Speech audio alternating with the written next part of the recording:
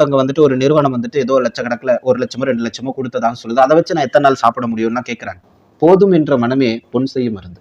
அவங்க என்ன சொல்றாங்க தெரியுமா? வீடியோவுக்கு வீடியோ, நான் எங்க போய் வேலை பார்த்தாலும் நீங்க நடிகை, உங்களால வேலை பார்க்க முடியாது அப்படிலாம் சொல்றதாக இவங்க சொல்றாங்க. எனக்கு தெரிஞ்சு இந்த கூலிங் கிளாஸோட தான் அவங்க போயிருப்பாங்க அப்படிங்கிற மாதிரி எனக்கு தோணுது. ஃபர்ஸ்ட் அவங்க ஒரு நடிகையாகவே இருந்தாலும் கூட அப்படி ஒன்றும் ஃபெமிலியர் பர்சன்லாம் ஒன்றும் கிடையாது.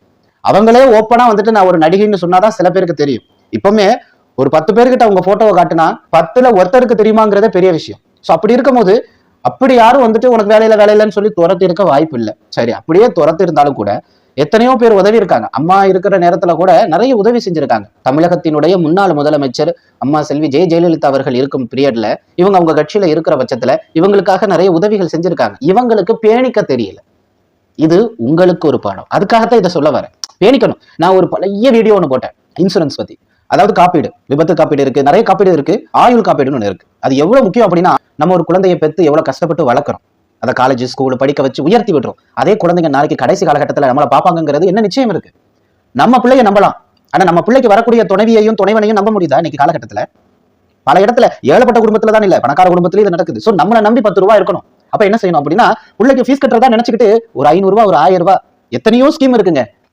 என்ன பொறுத்த வரைக்கும் நான் சொல்றது என்ன அப்படின்னா, போஸ்ட் ஆஃபீஸ்ல இருக்கு பாத்தீங்களா, அங்க நிறைய ஸ்கீம் இருக்கு. போஸ்ட் ஆஃபீஸ்ல ஏதாவது ஒரு ஸ்கீம் போடுங்க. கிட்டத்தட்ட ஒரு 2000 ரூபாய் ஒரு 15 வருஷத்துக்கு கட்டினா 11 லட்சம் ரூபாய் கிடைக்கிற மாதிரிலாம் இருக்கு. நீங்க முழுசா கட்டினா கூட 6 லட்சம் தான் கட்டிருப்பீங்க.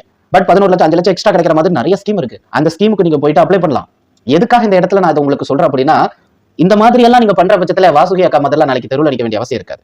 ஆனா அதே 15 லட்சத்தை உங்க கையில கொடுத்தாலும் அதை 16 லட்சம் ஆக்குவது எப்படிங்கிற சிந்தனை தான் உனக்கு இருக்கணுமே தவிர, இதை வச்சுக்கிட்டு எத்தனை நாள் வாழ முடியும் அப்படின்னு கேட்கிற வாசுகி அக்கா மாதிரி இருக்கக்கூடாது.